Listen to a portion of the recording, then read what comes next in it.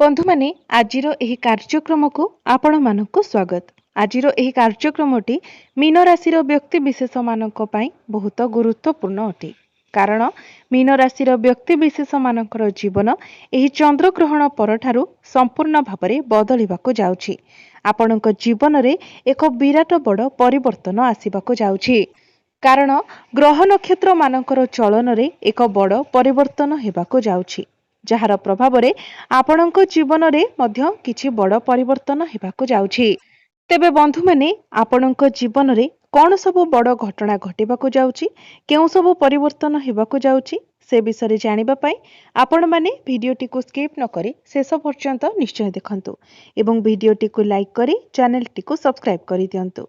Comment box रे भक्ति एवं श्रद्धार सहित जय श्री जगन्नाथ जय मां लक्ष्मी निश्चय लिखंतु। तो बंधु माने आसंतु आरंभ करिबा आजिरो एही कार्यक्रम को जहां आपणकर जन्म राशि तथा चंद्र राशि उपरे आधारित अटे। तेबे राशि चक्रर 12 गोटी राशि मध्यरु अंतिम राशि अर्थात 12 नंबर राशि हेउची मीन राशि। तो बंधु माने एही चंद्र ग्रहणटी आपणकर द्वादश भावरे संगठित हेबाको जाउछि। फलरे एहार अनेक बेसी प्रभाव आपणक जीवन उपरे पड़िबाको जाउछि।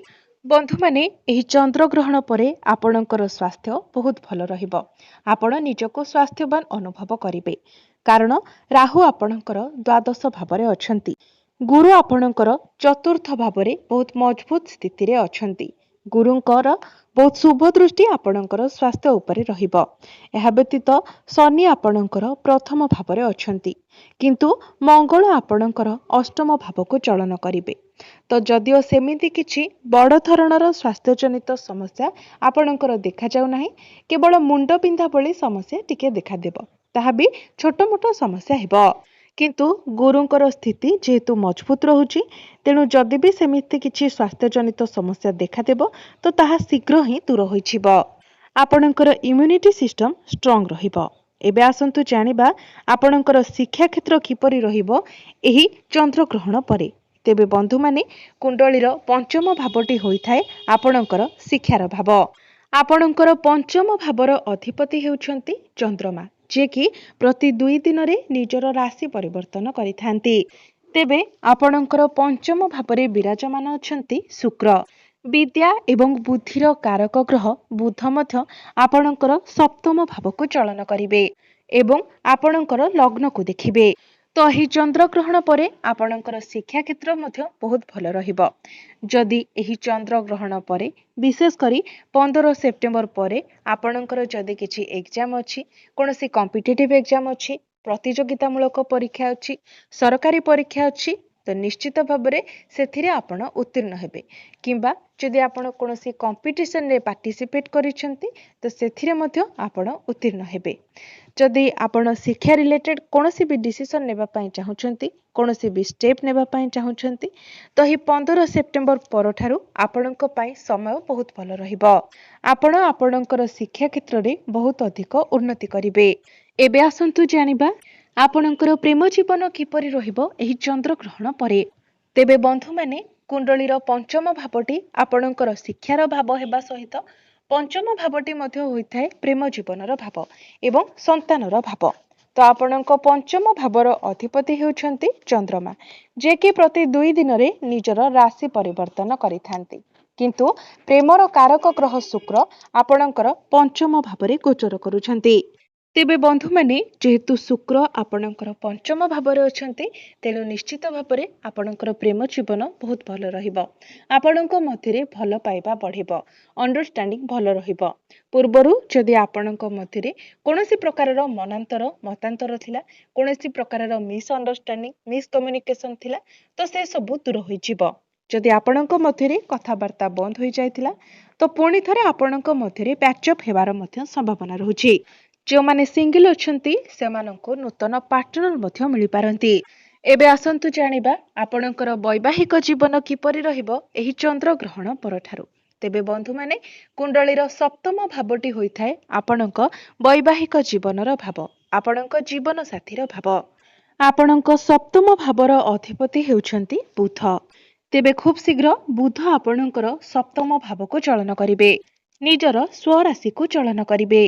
तो 15 सेप्टेम्बर परे बुध जेतेबेले निजर स्वराशि को चलन करिवे सेतेबेले आपणकर वैवाहिक जीवन बहुत भल रहिबो। पूर्वरु जदि आपणकर वैवाहिक जीवन रे कोनोसी प्रकारर मनांतर मतांतर लागि रहितिला, वैचारिक मतभेद हेउतिला, कोनोसी प्रकारर मिसअंडरस्टैंडिंग हेउतिला, तो से सब आपणकर दूर होई जिवो। आपणक मध्यरे भल पाइबा बढ़िबो। आपण दुई जण मिसी कोनोसी बड़ डिसिजन नै पारंती, केउआडे बुलाबुली करबाकू जाई पारंती, किंबा घर को कोनोसी नूतन जिनिस मध्य आपण किनि पारंती। आपणक लाइफ पार्टनर कर क्यारियर रे मध्य आपण ग्रोथ देखिबाकू पाइबे। एबे आसंतु जानिबा सबुठारु गुरुत्वपूर्ण विषय वस्तु आपणकर भाग्य, क्यारियर एवं व्यापार वाणिज्यर स्थिति किपरि रहिबो एही चंद्र ग्रहण परठारु। तेबे बंधु माने कुंडलीर नवम भावटी होइथाय आपणकर भाग्यर भाव। आपणक नवम भावर अधिपति हेउछंती मंगल, जे कि आपणकर सप्तम भावरे गोचर करुछंती। मंगलंकर स्थिति आपणकर सप्तम भावरे बहुत मजबूत रहुछि, कारण मंगल आपणकर केंद्र रे गोचर करुछंती। तो प्रत्येक क्षेत्र रे भाग्य आपणको साथ देबो। भाग्य बलरे आपण बहुत सहजरे ही सबु किछि जिनिस को अचीव करि परिबे। खूब कम परिश्रम रे आपणको बहुत अधिक सफलता मिलिबो। आपण जदि किछि बड़ कार्यर आरंभ करिबाकू चाहुछंती, किछि बड़ जिनिस आपण किणाकिणी करिबाकू चाहुछंती, किछि बड़ इन्वेस्टमेंट करिबाकू चाहुछंती, तो आपण निश्चित भाबरे ताहा करि परिबे। आपणको आपणको भाग्यर साथ मिलिबो। जो माने स्टॉक मार्केट, शेयर मार्केट एवं ट्रेडिंग रे काम करूछंती, सेमानंको आकस्मिक धन लाभ हेबार मध्य जोग बनुछि। आपणकर गृहरे कोनोसी शुभ मांगलिक कार्यर आयोजन होई पारे। आपणको पैतृक संपत्तिरु लाभ प्राप्ति होई पारे। पितांकर साहाय्य सहयोग मध्य आपणको प्राप्ति हेबो। एही समय आपण कोनोसी नूतन जमी, भूमि, प्रॉपर्टी, नूतन जानवाहन इत्यादि किणाकिणी करि पारंती, किंबा नूतन गृह निर्माण करि पारंती। एबे आसंतु जानिबा आपणकर क्यारियर, आपणकर कार्यक्षेत्र किपरि रहिबो एही चंद्र ग्रहण परठारु। तेबे बंधु माने कुंडलीर दशम भावटी होइथाय आपणकर क्यारियर भाव, कार्यक्षेत्रर भाव। तो आपणकर दशम भावर अधिपति हेउछंती देवगुरु बृहस्पति, जे कि आपणकर चतुर्थ भावरे गोचर करुछंती एवं गुरुंकर सीधा सड़क दृष्टि आपणकर दशम भाव उपरे ही रहुछि। तो निश्चित भावरे एही चंद्र ग्रहण परठारु आपणकर क्यारियर बहुत भल रहिबो। निजर क्यारियर रे आपण बहुत अधिक उन्नति करिवे।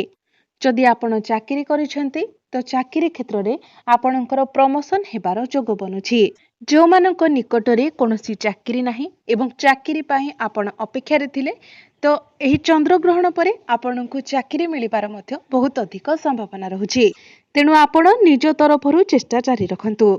आपणकर प्रमोशन हेबा सहित कोनोसी एमएमसी कंपनी रु मध्य आपणको जॉब ऑफर आसी पारे। आपण आपणकर काम कार्य को नै विदेश यात्रा मध्य करि पारंती। समाज रे आपणकर लोकप्रियता बढ़िबो। आपणकर मान प्रतिष्ठा बढ़िबो। आपणक पाखको नुआ नुआ काम आसी पारे। आपण प्रत्येक क्षेत्र रे निजर टार्गेट को अचीव करि पारिबे। व्यापार वाणिज्य कथा जदि कहिबा तो व्यापार वाणिज्य मध्य एही चंद्र ग्रहण परठारु आपणकर बहुत भल रहिबो। धीरे धीरे आपण निजर व्यापार वाणिज्य रे उन्नति करिबाकू लागिबे, कारण व्यापार वाणिज्यर कारक ग्रह बुध आपणकर सप्तम भावरे व्यापार वाणिज्य भावरे ही गोचर करिवे। तो बुधंकर स्थिति एठारे बहुत मजबूत रहिबो। एही समय आपण कोनोसी नुआ बिजनेस स्टार्ट करि पारंती। बिजनेस रे आपणकर कस्टमर बढ़िबे। आपण किछि पार्टनरशिप बिजनेस मध्य करि पारंती। आपणकर डेली इनकम बढ़िबो। फाइनेंशियल ग्रोथ हेबो। आपणकर आय अपेक्षा व्यय कम रहिबो, जहा फଳରେ आपणकर संचित अर्थरे मध्य वृद्धि हेबो। तो सबु दृष्टिरु देखिबाकू गले एही चंद्र ग्रहण परे आपणको अनेक क्षेत्र रे शुभ फल मिलिबाकू जाउछि। आपणकर स्वास्थ्य दृष्टिरु हेउ, शिक्षा क्षेत्र को नेकी हेउ, आपणकर क्यारियर को नेकी हेउ, प्रत्येक दृष्टिरु आपणको बहुत सफलता मिलिबाकू जाउछि। तेबे आउ जहा किछि अशुभत्व रहुछि सेगुडी को खंडन करिबा पई आपण निश्चित भाबरे किछि प्रतिकार करिबा उचित। तो सेथिपाई आपण प्रत्येक दिन गुरुंकर बीज मंत्र 108 थर जप करंतु। ओम ग्राम ग्रीम ग्रोम सह गुरवे नमः। एही मंत्र को आपण प्रत्येक दिन 108 थर जप करंतु। प्रत्येक गुरुवार दिन आपण ब्राह्मण मानंकु हलदिया जिनिसर दान करंतु एवं प्रत्येक दिन आपण हनुमान चालीसार पाठ करंतु। प्रत्येक दिन आपण उदित सूर्य को तंबा पात्र रे जलार्घ्य अर्पण करंतु। निश्चित भाବରେ अशुभत्व गुड़िक खंडन होई आपणको अधिक मात्रा रे शुभ फल प्राप्ति हेब। तेबे बंधु माने आपणकर जीवन मंगलमय हेउ, एहा ही ईश्वरक निकटरे मोर प्रार्थना। धन्यवाद।